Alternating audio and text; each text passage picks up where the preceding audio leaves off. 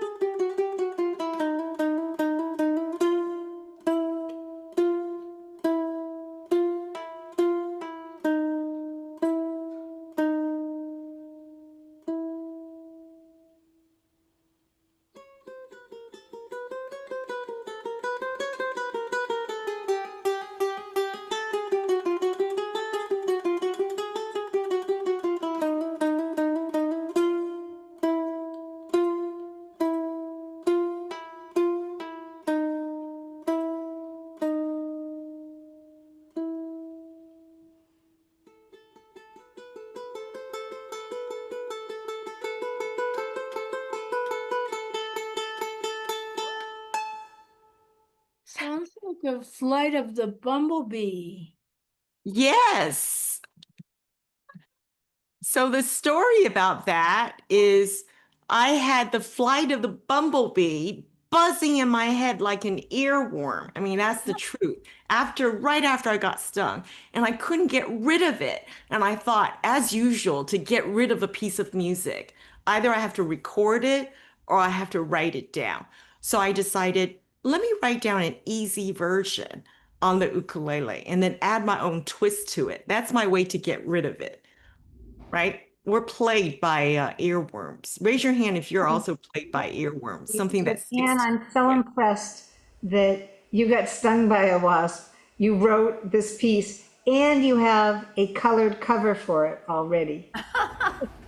Well, I actually did a call for visual, and only one person responded to my call for visual. So I thought, you know what? I can't wait for that person to draw it. So I'm going to go ahead and ask AI to do it. So AI did it, and I had to do several ones. So this is called Waspy Sting. And then I thought maybe I should call it Wasp's Sting, but that's like a tongue twister. How about Nasty Sting? Because it's a wasp, right? No, it's adorable. I love that. You like it? Oh, good. I hate to give AI the credit.